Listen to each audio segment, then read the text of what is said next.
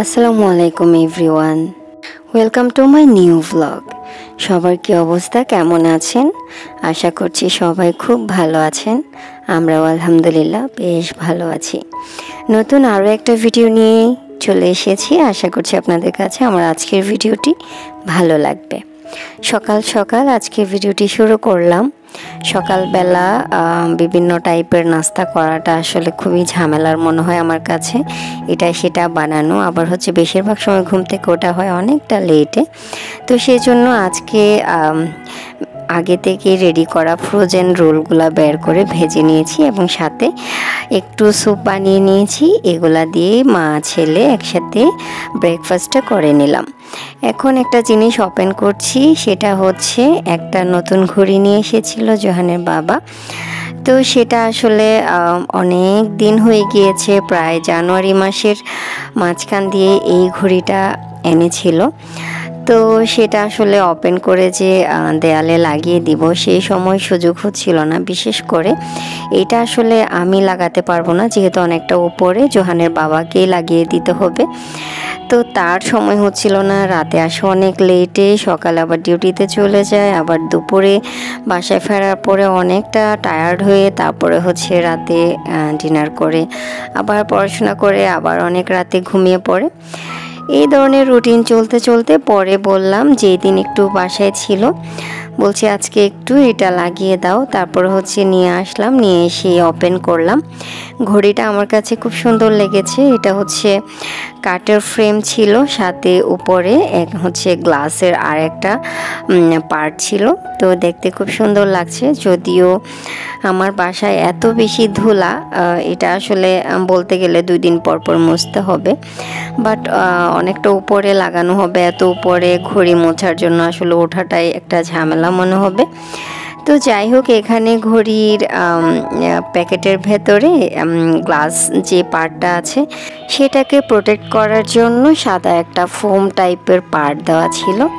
সেটা নিয়ে আমার জোহান বাবা এত খেলছে, এত খুশি ছিল, সাথে সেটা সে মুখে দিয়ে খেয়ে ফেলার চেষ্টা করছে। ইদানিং খেয়াল করছি ওর বাবা কোনো একটা প্যাকেট জাতীয় যে কোনো জিনিস আনলে বা কাচের জিনিস থাকলে সেখানে প্রোটেক্টর হিসেবে এরকম ফোমগুলো থাকে।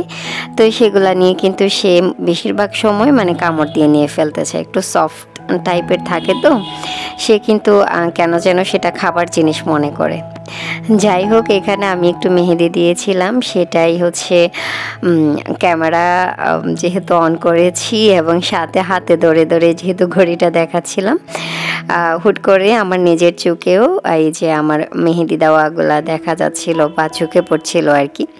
ভাবলাম আপনাদের সাথে একটু শেয়ার করি। আমার ডান হাতে একটা পোড়া লেগে একটু ছ্যাঁকা খেয়েছিলাম, সেটার একটা দাগ হয়ে গিয়েছিল। তো সেটা ঢাকতেও আমি অল্প একটু মেহেদি দিলাম ডান হাতে।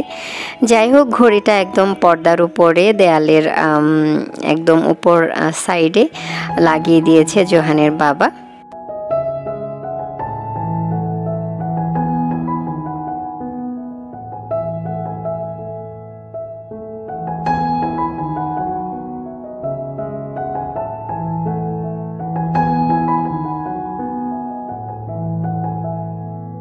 একদম চলে এসেছি সন্ধ্যার দিকে হচ্ছে আমরা মা ছেলে মিলে একটু নাস্তা খাবো।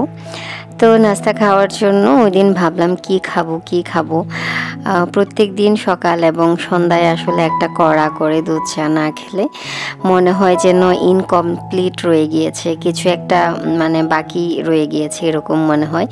কমপ্লিট মনে হয় না খাবার দাবার, সত্যি বলছি। দুধ চাটা এতটা রুটিনে এতটা অভ্যাসে পরিণত হয়ে গিয়েছে, কি বলবো। যদিও দুধ চা খাওয়া এত একটা ভালো না শরীরের জন্য, তারপরেও চেষ্টা করি অনেক সময় না খেতে। এই যে শীতকালে বেশিরভাগ সময় চেষ্টা করেছি একটু লাল চা খাওয়ার জন্য। তো মাঝে মাঝে আসলে খেতেও পেরেছি, বাট এখন আস্তে আস্তে গরম চলে আসছে, লাল চা খেতে একদমই ইচ্ছে করবে না। তো একটু একটা খোলা প্যাকেটে রয়ে গিয়েছিল লাচ্চা সেমাই, ভাবলাম ওইটা খেয়ে নিই। তো নারকেল কোরানো ছিল ফ্রিজে, তারপরে আমি কিছু বাদাম নিয়ে একটু ঘিয়ের মধ্যে ভেজে নিয়েছি। তারপর বাদামগুলা একটু ছোট ছোট করে কুচি কুচি করে কেটে নিয়েছি। এর মাঝে দুধ জাল দিয়ে আমি একটা স্টিলের মগের মধ্যে নিয়ে ওখানে চিনি দিয়েছি, চিনি দিয়ে শিরার মতো করেছি, মানে একটু মিষ্টি করেছি। তারপরে হচ্ছে দুধটা আমি এখানে বাটির মধ্যে যে সেমাই আর হচ্ছে নারকেল বাদাম এগুলো নিয়েছি সেখানে ভালো করে দিয়ে দিয়েছি। এখন হচ্ছে যদিও এখানের শক্ত বাদাম জোহান খেতে পারবে না, বাট আমি ওকে একটু নরম দেখে সেমাইটাই খাওয়াবো ভাবছি আর কি। তারপর রাতের বেলা জোহানের বাবা এসেছে, বলল তোমাকে না ওই দিন একটা ভিডিওতে দেখালাম পেয়ারা মাখা করেছিল, খুব মজা লেগেছে দেখে, সেটা একটু করো না। তো ওই দিন আসার সময় পেয়ারা নিয়ে এসেছে, তো ভাবলাম ও আসলে 2 দিন ধরে আবদার করছিল পেয়ারা মাখাটা ওরকম ভিডিওতে যেরকম দেখেছে ওরকম করে খাওয়াতে। তো ও কিন্তু কষ্ট করে পেয়ারাটা কেটে দিয়েছে। তারপরে আমি এখানে ইনগ্রেডিয়েন্টগুলো নিয়ে নিয়েছি।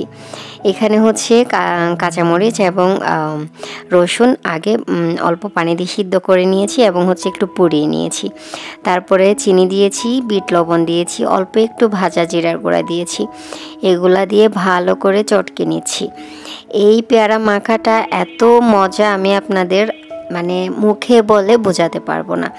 যারা এরকম পেয়ারা মাখা খেতে পছন্দ করেন বা অনেক সময় আছে না স্ট্রিট ফুডে আনারস মাখা, পেয়ারা মাখা বা বিভিন্ন আসলে বড়ই টড়ই টাইপের কাঁচা কলা মাখা, এরকম অনেক কিছু আছে না, যারা এগুলো পছন্দ করেন তাদের কাছে একটু ইউনিক স্টাইলে এই পেয়ারা মাখাটা ভীষণ ভালো লাগবে, সত্যি বলছি। একবার হলেও খেয়ে দেখবেন। এখানে কোনো অন্যরকম কোনো ইনগ্রেডিয়েন্ট দরকার পড়ছে না, বাসায় সব কিছুই থাকতেছে। সো যে কোনো সময় হাতে একটু সময় থাকলে রোজার আগের মধ্যে নিশ্চয়ই একদিন ট্রাই করে দেখবেন যদি বাসায় পেয়ারা থাকে। তো এগুলো সবগুলো ভালো করে চটকে নিয়ে আমি হচ্ছে এগুলোর সাথে পেয়ারা যে কেটে নিয়েছি, পেয়ারা কাটা যেগুলো আছে এগুলোর সাথে চটকে নেওয়া রসুন, তারপর হচ্ছে ধনেপাতা, তারপর মরিচ, এগুলার মিক্সচারটা দিয়ে দিয়েছি। সাথে হচ্ছে এখানে আমি একটু বেশি করে তেঁতুল রস করে নিয়েছিলাম, মানে তেঁতুল আগে থেকে ভিজিয়ে রেখে তারপর সেটাকে ছেঁকে নিয়ে রসটা হচ্ছে এখানে মিক্স করে দিয়ে দিলাম। তো পেয়ারার সাথে আমি সব কিছু মিক্স করে তারপর একটু সরিষার তেল দিয়ে সব কিছু ভালো করে একদম মিক্স করে নিব, ভালো করে চটকে নিব। এটা কিন্তু হাত দিয়ে চটকাতে হবে, যদিও দেখতে ভালো লাগবে না হাত দিয়ে চটকানো, বাট হাত দিয়ে চটকালে দেখা যাবে পেয়ারার মধ্যে ভালো করে এখানের সুঘ্রাণগুলা বা হচ্ছে স্মেলটা, তারপরে যে ফ্লেভারটা সব কিছু ভালো করে ঢুকবে। অনেক দিন পরে ভিডিও দিচ্ছি মনে হচ্ছে। গত 5 দিন পর্যন্ত আসলে চিটাগাংয়ে ছিলাম, আমার শ্বশুর বাড়িতে গিয়েছিলাম, শ্বশুরকে একটু দেখতে গিয়েছি। আমার বড় আপুর হাজব্যান্ড, মানে আমার ননাসের হাজব্যান্ড একটু অসুস্থ, ওনাকে দেখতে গিয়েছি। তো গ্রামের বাড়িতে হচ্ছে বাড়ির কাজ চলছে, সেটাও দেখে আসলাম। ঈদের মধ্যে ঢুকতে পারবো কিনা বাড়িতে জানি না, বাট কাজটা অনেকটা দ্রুত গতিতে আগানোর চেষ্টা করছে ওনারা। তো অনেকদিন পরে ভিডিও দিলাম, জানি না ভিডিওর এ পর্যন্ত কেউ আছেন কিনা। যদি ভালো লাগে চাইলে একটা লাইক দিতে পারেন আমার ভিডিওতে। এই যে আমার পেয়ারা মাখা ডান, এখন হচ্ছে খাওয়ার পালা। তো পেয়ারা মাখা খেতে খেতে আপনাদের কাছ থেকে বিদায় নিব। সবাই ভালো থাকবেন, সবাইকে ভালো রাখবেন। আজকে আল্লাহ হাফিজ, আসসালামু আলাইকুম।